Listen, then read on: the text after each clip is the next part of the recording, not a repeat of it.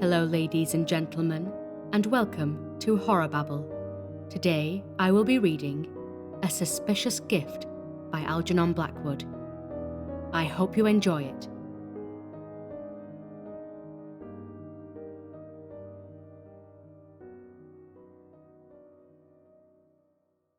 A Suspicious Gift by Algernon Blackwood. Blake had been in very low water for months, almost underwater part of the time, due to circumstances he was fond of saying were no fault of his own, and as he sat writing in his room on third floor back of a New York boarding house, part of his mind was busily occupied in wondering when his luck was going to turn again. It was his room only in the sense that he paid the rent. Two friends, one a little Frenchman, and the other a big Dane, shared it with him, both hoping eventually to contribute something towards expenses, but so far not having accomplished this result. They had 2 beds only, the third being a mattress they slept upon in turns, a week at a time. A good deal of their irregular feeding consisted of oatmeal, potatoes, and sometimes eggs, all of which they cooked on a strange utensil they had contrived to fix into the gas jet.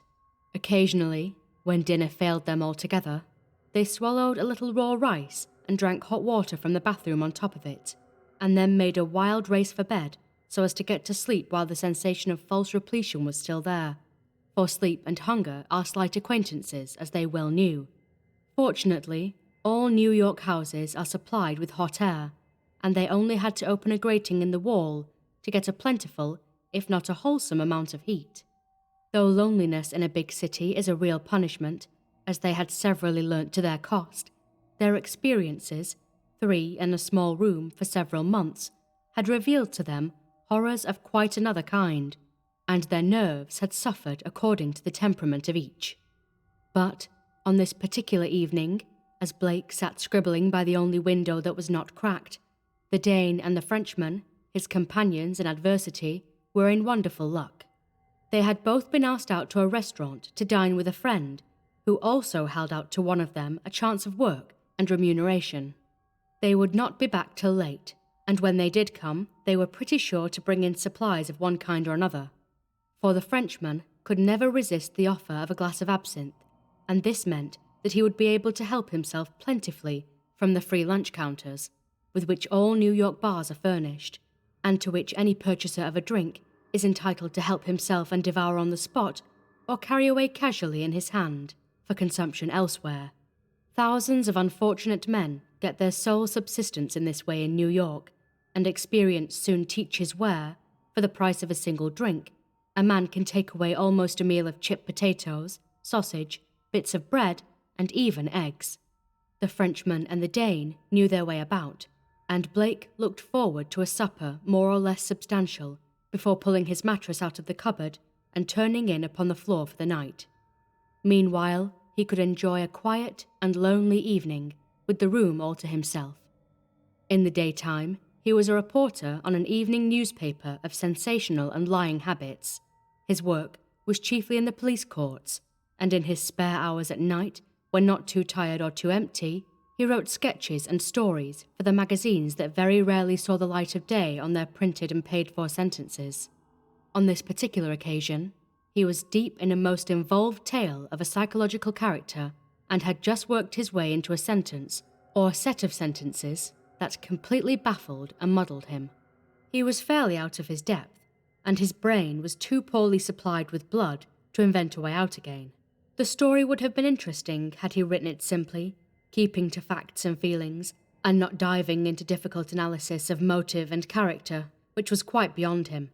For it was largely autobiographical, and was meant to describe the adventures of a young Englishman who had come to grief in the usual manner on a Canadian farm, had then subsequently become barkeeper, sub-editor on a Methodist magazine, a teacher of French and German to clerks at 25 cents per hour, a model for artists, a super on the stage, and, finally, a wanderer in the goldfields. Blake scratched his head and dipped the pen in the inkpot, stared out through the blindless windows, and sighed deeply. His thoughts kept wandering to food, beefsteak and steaming vegetables. The smell of cooking that came from a lower floor through the broken windows was a constant torment to him. He pulled himself together and again attacked the problem. "For with some people," he wrote, "the imagination is so vivid as to be almost an extension of consciousness." But here he stuck absolutely. He was not quite sure what he meant by the words, and how to finish the sentence puzzled him into blank inaction. It was a difficult point to decide, for it seemed to come in appropriately at this point in his story, and he did not know whether to leave it as it stood, change it round a bit, or take it out altogether.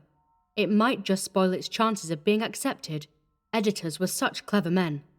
But to rewrite the sentence was a grind, and he was so tired and sleepy. After all, what did it matter? People who were clever would force a meaning into it. People who were not clever would pretend. He knew of no other classes of readers. He would let it stay and go on with the action of the story. He put his head in his hands and began to think hard. His mind soon passed from thought to reverie. He fell to wondering when his friends would find work and relieve him of the burden, he acknowledged it as such, of keeping them, and of letting another man wear his best clothes on alternate Sundays. He wondered when his luck would turn. There were 1 or 2 influential people in New York whom he could go and see if he had a dress suit and the other conventional uniforms. His thoughts ran on far ahead, and at the same time, by a sort of double process, far behind as well. His home in the old country rose up before him. He saw the lawn and the cedars in sunshine. He looked through the familiar windows and saw the clean, swept rooms. His story began to suffer.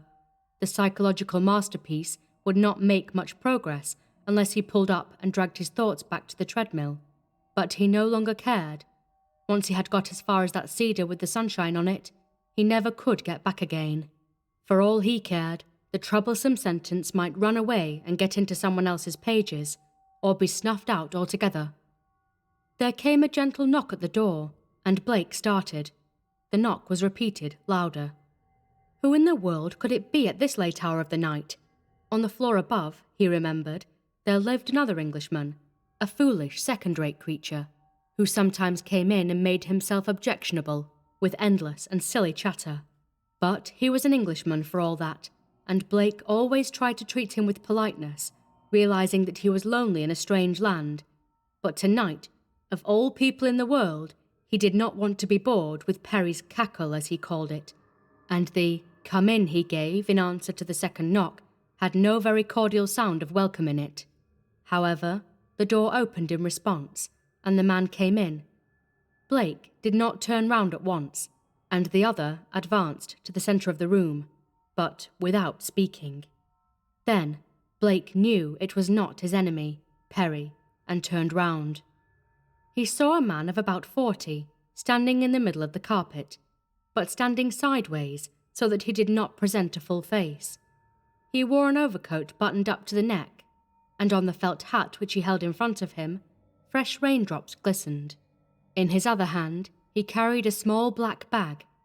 Blake gave him a good look, and came to the conclusion that he might be a secretary, or a chief clerk, or a confidential man of sorts. He was a shabby, respectable-looking person. This was the sum total of the first impression, gained the moment his eyes took in that it was not Perry. The second impression was less pleasant, and reported at once that something was wrong. Though otherwise young and inexperienced, Blake, thanks or curses to the police court training, knew more about common criminal blackguardism than most men of 50, and he recognized that there was somewhere a suggestion of this undesirable world about the man. But there was more than this. There was something singular about him, something far out of the common, though for the life of him, Blake could not say wherein it lay.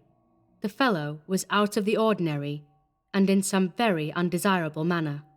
All this, that takes so long to describe, Blake saw with the first and second glance.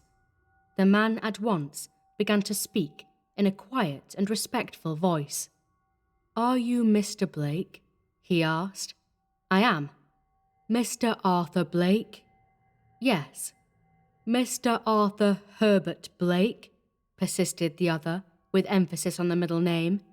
"That is my full name," Blake answered simply, adding, as he remembered his manners, "But won't you sit down first, please?" The man advanced with a curious sideways motion, like a crab, and took a seat on the edge of the sofa. He put his hat on the floor at his feet, but still kept the bag in his hand. "I come to you from a well-wisher," he went on in oily tones, without lifting his eyes. Blake, in his mind, ran quickly over all the people he knew in New York who might possibly have sent such a man, while waiting for him to supply the name.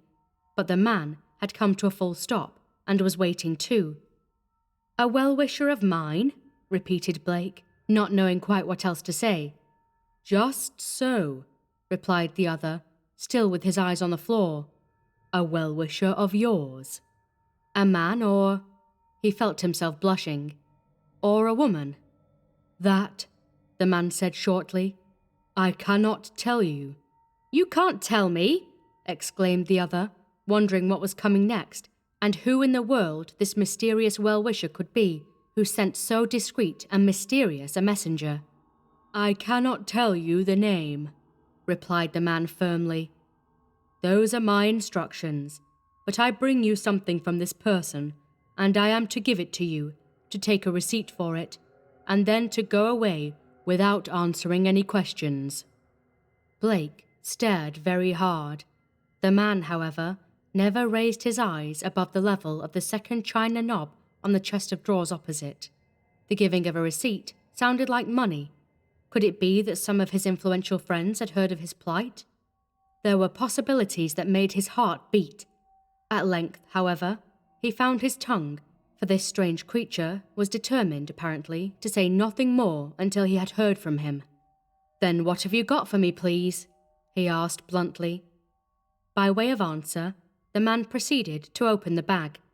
He took out a parcel wrapped loosely in brown paper, about the size of a large book. It was tied with string, and the man seemed unnecessarily long untying the knot. When at last the string was off and the paper unfolded, there appeared a series of smaller packages inside. The man took them out very carefully, almost as if they had been alive, Blake thought, and set them in a row upon his knees. They were dollar bills.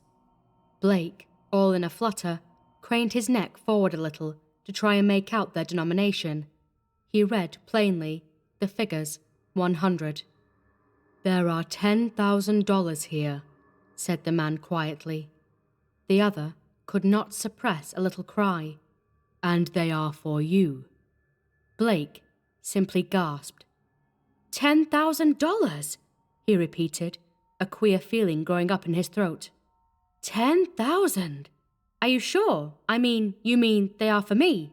He stammered. He felt quite silly with excitement, and grew more so with every minute, as the man maintained a perfect silence. Was it not a dream? Wouldn't the man put them back in the bag presently, and say it was a mistake, and they were meant for somebody else? He could not believe his eyes or his ears. Yet, in a sense, it was possible. He had read of such things in books, and even come across them in his experience of the courts, the erratic and generous philanthropist who is determined to do his good deed and to get no thanks or acknowledgement for it. Still, it seemed almost incredible. His troubles began to melt away like bubbles in the sun. He thought of the other fellows when they came in, and what he would have to tell them.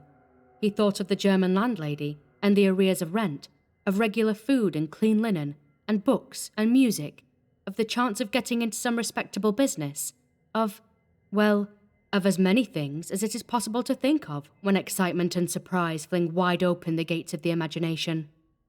The man, meanwhile, began quietly to count over the packages aloud from 1 to 10, and then to count the bills in each separate packet, also from 1 to 10. Yes, there were 10 little heaps, each containing 10 bills of $100 denomination. That made $10,000. Blake had never seen so much money in a single lump in his life before, and for many months of privation and discomfort, he had not known the feel of a $20 note, much less of a $100 one. He heard them crackle under the man's fingers, and it was like crisp laughter in his ears. The bills, were evidently new and unused. But, side by side with the excitement caused by the shock of such an event, Blake's caution, acquired by a year of vivid New York experience, was meanwhile beginning to assert itself. It all seemed just a little too much out of the likely order of things to be quite right. The police courts had taught him the amazing ingenuity of the criminal mind, as well as something of the plots and devices by which the unwary are beguiled into the dark places where blackmail may be levied with impunity. New York, as a matter of fact, just at that time, was literally undermined with the secret ways of the blackmailers, the green goodsmen, and other police-protected abominations, and the only weak point in the supposition that this was part of some such proceeding was the selection of himself, a poor newspaper reporter, as a victim. It did seem absurd, but then the whole thing was so out of the ordinary, and the thought, once having entered his mind, was not so easily got rid of. Blake resolved to be very cautious. The man, meanwhile, though he never appeared to raise his eyes from the carpet, had been watching him closely all the time. "If you will give me a receipt, I'll leave the money at once," he said, with just a vestige of impatience in his tone, as if he were anxious to bring the matter to a conclusion as soon as possible. "But you say it is quite impossible for you to tell me the name of my well-wisher, or why she sends me such a large sum of money in this extraordinary way?" "The money is sent to you because you are in need of it," returned the other, "and it is a present without conditions of any sort attached. You have to give me a receipt only to satisfy the sender that it has reached your hands. The money will never be asked of you again." Blake noticed two things from this answer. First, that the man was not to be caught into betraying the sex of the well-wisher, and secondly, that he was in some hurry to complete the transaction, for he was now giving reasons, attractive reasons, why he should accept the money and make out the receipt. Suddenly, it flashed across his mind that if he took the money and gave the receipt before a witness, nothing very disastrous could come of the affair. It would protect him against blackmail, if this was, after all, a plot of some sort with blackmail in it, whereas, if the man were a madman, or a criminal who was getting rid of a portion of his ill-gotten gains to divert suspicion, or if any other improbable explanation turned out to be the true one, there was no great harm done, and he could hold the money till it was claimed or advertised for in the newspapers. His mind rapidly ran over these possibilities, though, of course, under the stress of excitement, he was unable to weigh any of them properly. Then he turned to his strange visitor again and said quietly, "I will take the money, although I must say it seems to me a very unusual transaction, and I will give you for it such a receipt as I think proper under the circumstances." "A proper receipt is all I want," was the answer. "I mean by that a receipt before a proper witness." "Perfectly satisfactory," interrupted the man, his eyes still on the carpet. "Only it must be dated and headed with your address here in the correct way." Blake could see no possible objection to this, and he at once proceeded to obtain his witness. The person he had in his mind was a Mr. Barclay, who occupied the room above his own, an old gentleman who had retired from business, and who, the landlady always said, was a miser and kept large sums secreted in his room. He was, at any rate, a perfectly respectable man, and would make an admirable witness to a transaction of this sort. Blake made an apology and rose to fetch him, crossing the room in front of the sofa where the man sat in order to reach the door.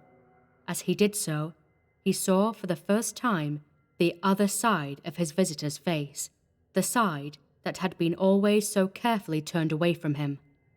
There was a broad smear of blood down the skin from the ear to the neck. It glistened in the gaslight. Blake never knew how he managed to smother the cry that sprang to his lips, but smother it he did. In a second, he was at the door, his knees trembling, his mind in a sudden and dreadful turmoil. His main object, so far as he could recollect afterwards, was to escape from the room as if he had noticed nothing, so as not to arouse the other's suspicions.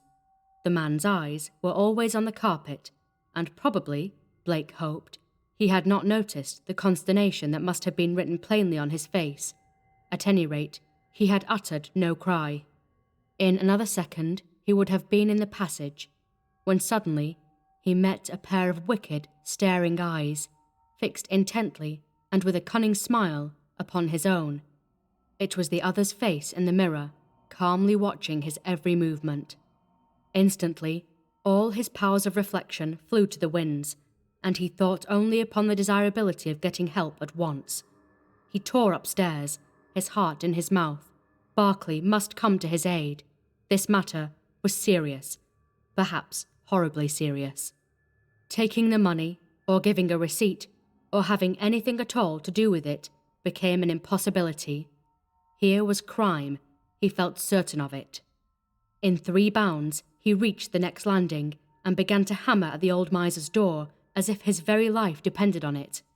For a long time, he could get no answer. His fists seemed to make no noise. He might have been knocking on cotton wool, and the thought dashed through his brain that it was all just like the terror of a nightmare. Barclay, evidently, was still out, or else sound asleep, but the other simply could not wait a minute longer in suspense. He turned the handle and walked into the room. At first, he saw nothing for the darkness, and made sure the owner of the room was out, but the moment the light from the passage began a little to disperse the gloom, he saw the old man, to his immense relief, lying asleep on the bed. Blake opened the door to its widest to get more light, and then walked quickly up to the bed. He now saw the figure more plainly, and noted that it was dressed and lay only upon the outside of the bed.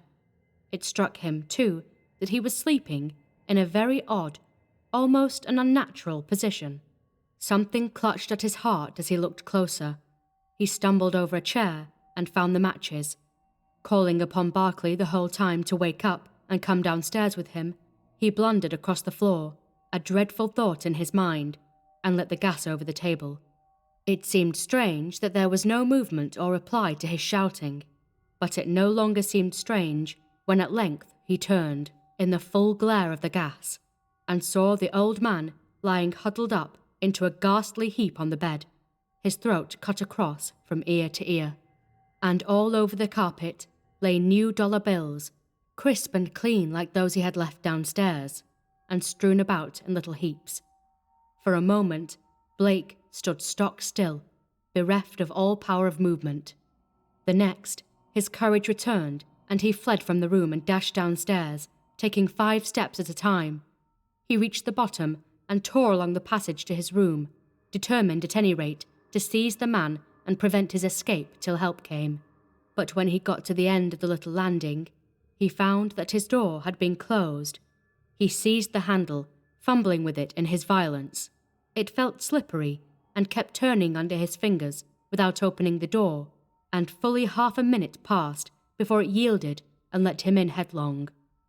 At the first glance, he saw the room was empty, and the man gone. Scattered upon the carpet lay a number of the bills, and beside them, half hidden under the sofa where the man had sat, he saw a pair of gloves, thick leathern gloves, and a butcher's knife. Even from the distance where he stood, the bloodstains on both were easily visible. Dazed and confused by the terrible discoveries of the last few minutes, Blake stood in the middle of the room, overwhelmed and unable to think or move. Unconsciously, he must have passed his hand over his forehead in the natural gesture of perplexity, for he had noticed that the skin felt wet and sticky. His hand was covered with blood, and when he rushed in terror to the looking-glass, he saw that there was a broad red smear across his face and forehead. Then he remembered the slippery handle of the door, and knew that it had been carefully moistened. In an instant, the whole plot became clear as daylight, and he was so spellbound with horror that a sort of numbness came over him, and he came very near to fainting. He was in a condition of utter helplessness, and had anyone come into the room at that minute and called him by name, he would simply have dropped to the floor in a heap. If the police were to come in now, the thought crashed through his brain like thunder, and at the same moment, almost before he had time to appreciate a quarter of its significance, there came a loud knocking at the front door below. The bell rang with a dreadful clamour. Men's voices were heard talking excitedly, and presently heavy steps began to come up the stairs in the direction of his room. It was the police. And all Blake could do was to laugh foolishly to himself and wait till they were upon him. He could not move nor speak. He stood face to face with the evidence of his horrid crime, his hands and face smeared with the blood of his victim. And there he was standing when the police burst open the door and came noisily into the room. "Here it is," cried a voice he knew. "Third floor back, and the fellow caught red-handed." It was the man with the bag leading in the two policemen. Hardly knowing what he was doing in the fearful stress of conflicting emotions, he made a step forward, but before he had time to make a second one, he felt the heavy hand of the law descend upon both shoulders at once as the two policemen moved up to seize him. At the same moment, a voice of thunder cried in his ear, "Wake up, man! Wake up! Here's the supper, and good news, too!" Blake turned with a start in his chair and saw the Dane, very red in the face, standing beside him, a hand on each shoulder, and a little further back he saw the Frenchman leering happily at him over the end of the bed, a bottle of beer in one hand and a paper package in the other. He rubbed his eyes, glancing from one to the other, and then got up sleepily to fix the wire arrangement on the gas jet to boil water for cooking the eggs, which the Frenchman was in momentary danger of letting drop upon the floor.